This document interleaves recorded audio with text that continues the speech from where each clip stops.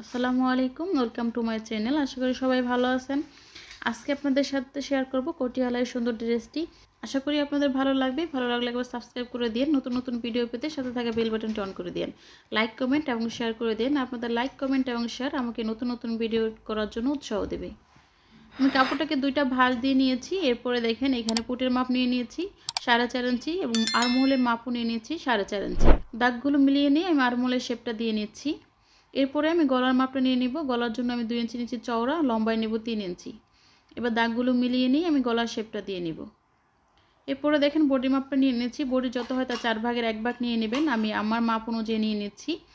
এরপরে half body লম্বার মাপটা নিয়ে নিয়েছি। লম্বায় 12 ইঞ্চি রয়েছে। আমি পুরো কাপড়টা নিয়ে নিয়েছি।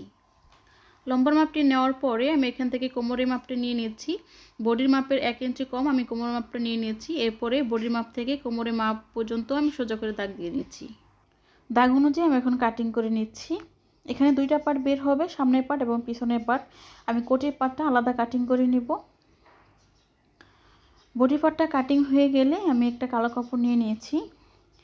টুকরো কাপড়টির এক সাইড থেকে আমি একটা ভাঁজ দিয়ে নিয়েছি। এক সাইড থেকে ভাঁজ দিয়ে নেওয়ার পরে বডির কাপড়টা আমি কালো কাপড়ের উপরে রেখে তারপরে বডির মাপ অনুযায়ী আমি কাটিং করে নেব। যেহেতু কোটিটা শুধু সামনের পার্টে হবে সেহেতু আমি কালো কাপড়টা একটা মাত্র ভাঁজ দিয়ে নিয়েছি। একটা ভাঁজ দিয়ে আমি 2 পার্ট করে নিয়েছি। এখানে শুধু একটা পার্ট বের হবে।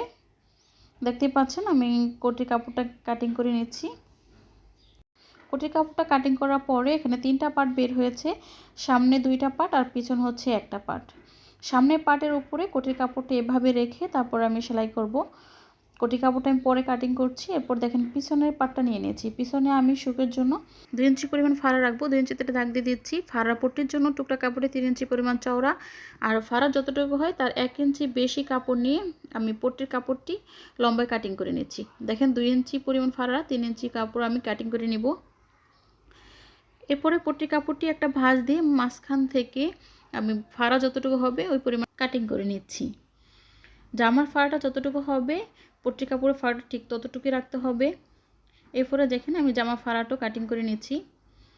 জামার ফাড়া আর হচ্ছে পট্টি কাপড়ের ফাড়া দুইটা একসাথে করে তারপর উপর থেকে সেলাই করতে হবে। এরপরে আমি কোটির কাপড়টা নিয়ে নিচ্ছি। কোটির কাপড়টা একটা ভাঁজ থাকা অবস্থায় গলার মাঝখান থেকে 3 ইঞ্চি নিচে একটা দাগ দিতে হবে। 3 ইঞ্চির নিচে একটা দাগ দিয়ে নিচ্ছি। এরপরে কোণা থেকে বডির সাইডের কোণা থেকে দাগ বরাবর চিহ্ন দিয়ে নিতে হবে। হালকা বাঁকা করে দেখেন আমি দাগ দিয়ে নিচ্ছি। এই দাগ অনুযায়ী আমি এখন কাটিং করে নেব। আমি যেভাবে বাঁকা করে দাগ দিয়েছি সেই দাগ অনুযায়ী কাটিং করে নিচ্ছি। কাটিং করার পরে দেখেন এটা এরকম হয়েছে। এই কোটির কাপড়টা আমি বডির কাপড়ের সামনের পাড়ের উপর এভাবে করে রেখে তারপরে সেলাই করব। প্রথমেই কোটির কাপড়টা বডির কাপড়ের উপর রেখে তারপর সাইড থেকে সেলাই করে আটকে দিতে হবে।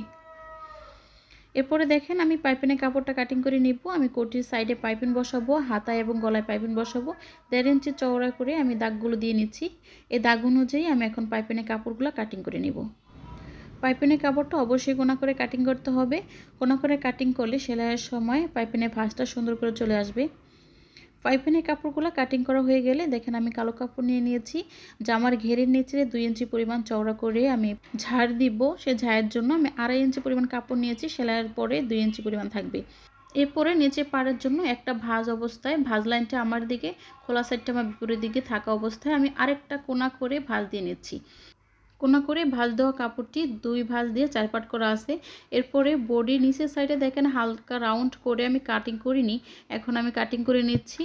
নিচে রাউন্ড করে কাটিং করা হয়ে গেলে আমি যে নিচে পাড়ের জন্য কাপড় নিয়ে নিয়েছিলাম কোনা করে ভাঁজ দিয়ে নিচে পাড়ের উপরে বডি পার্টটা এভাবে রেখে আমি বডির কোমরের মাপ অনুযায়ী দেখেন এখানে দাগ দিয়ে নিচ্ছি। এরপরে পুট থেকে ফিতাটা এভাবে লম্বা করে ধরে দেখেন এখানে 22 ইঞ্চি লম্বা আছে। এক হাত দিয়ে ফিতার মাথাটা পুটের এখানে ধরতে হবে, আরেক হাত দিয়ে ফিতাটা এভাবে করে কলম দিয়ে দাগ দিয়ে নিতে হবে। দেখেন ফিতাটা ঘুরিয়ে ঘুরিয়ে আমি সব দিক থেকে দাগ দিয়ে নিয়েছি। দাগ দেওয়া হয়ে গেলে আমি দাগটা এখন গাঢ় করে নেব। দেখেন দাগটা আমি কলম দিয়ে ভালো করে গাঢ় করে নিচ্ছি। এরপর দাগ অনুযায়ী আমি কাটিং করে নেব।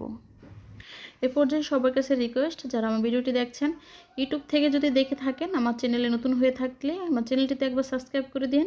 সাবস্ক্রাইব করার পরে সাথে থাকা বেল বাটনটি অন করে দিবেন, তাহলে নতুন নতুন ভিডিও আপলোড দেওয়ার পরে আপনার কাছে অনায়াসে পৌঁছে যাবে। লাইক, কমেন্ট এবং শেয়ার করে আমাকে নতুন নতুন ভিডিও করার জন্য উৎসাহ দেবেন। আর যারা ফেসবুক পেজ থেকে দেখছেন তারা আমার পেজটিতে একবার ফলো দিয়ে দেন।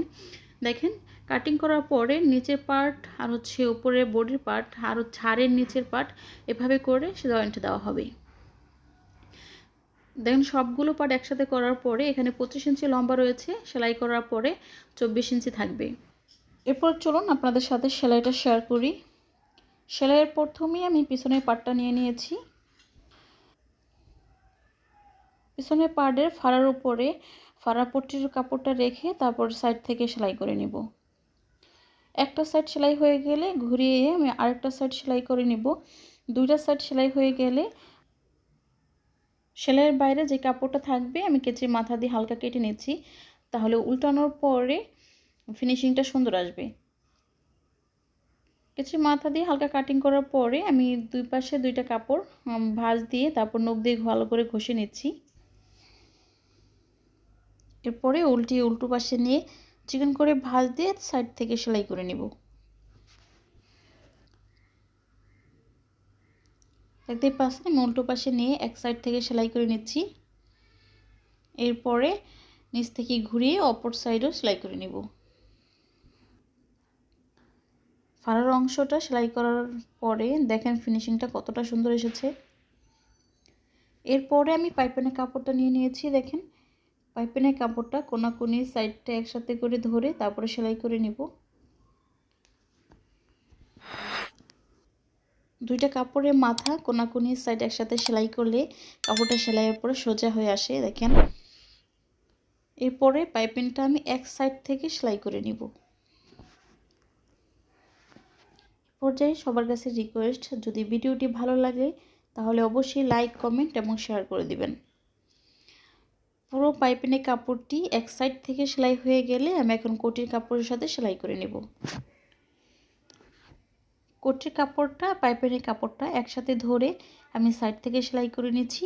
নিচে যেখানে আমি বাঁকা করে কাটিং করেছিলাম, আমি যেভাবে কাটিং করেছিলাম কাটিং অনুযায়ী আমি পাইপিংটা এখন সেলাই করে নিচ্ছি। পুরোটা পাইপিং সেলাই হয়ে গেলে দেখেন দেখতে এরকম হয়েছে। সেলাইয়ের পরে পাইপিনের কাপড়টা সাইড দিয়ে হালকা কেটে নিয়ে আমি উল্টো পাশে নিয়ে যাব। তারপরে পাইপিংটা যতটুকু চিকন রাখতে চাই সে অনুযায়ী আমি সেলাই করে নিব। পাইপিংটা সেলাইয়ের সময় অবশ্যই খেয়াল রাখতে হবে যাতে পাইপিংটা সব দিক থেকে এক সমান থাকে, তাহলে দেখতে সুন্দর লাগবে। আমি আপনাদের সহজভাবে বোঝানোর চেষ্টা করি, তারপরও যদি আপনাদের বুঝতে অসুবিধা হয় তাহলে কমেন্ট বক্সে জানিয়ে দিন। আগামী ভিডিওতে আপনাদের জন্য আরও সহজভাবে বোঝানোর চেষ্টা করব ইনশাআল্লাহ। পাইপিংটা দেখেন সব দিক থেকে সমান করে সেলাই করে নেওয়ার পরে বোর্ডের কাপড়ের সাথে কোটের কাপড়টা সেলাই করে নিব। দেখেন পাইপিংটা সেলাইয়ের পরে দেখতে কীরকম হয়েছে।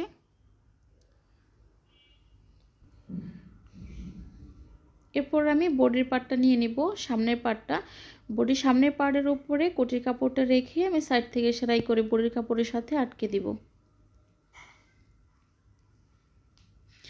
দেখতে পাচ্ছেন বডির কাপড়ের উপরে আমি কোটির কাপড়টা সব দিক থেকে সমান করে ধরে তারপর সাইড থেকে প্রথমে হাতার অংশটা, তারপর বডির সাইডের অংশটা দুই সাইড আমি সেলাই করে আটকে দিব।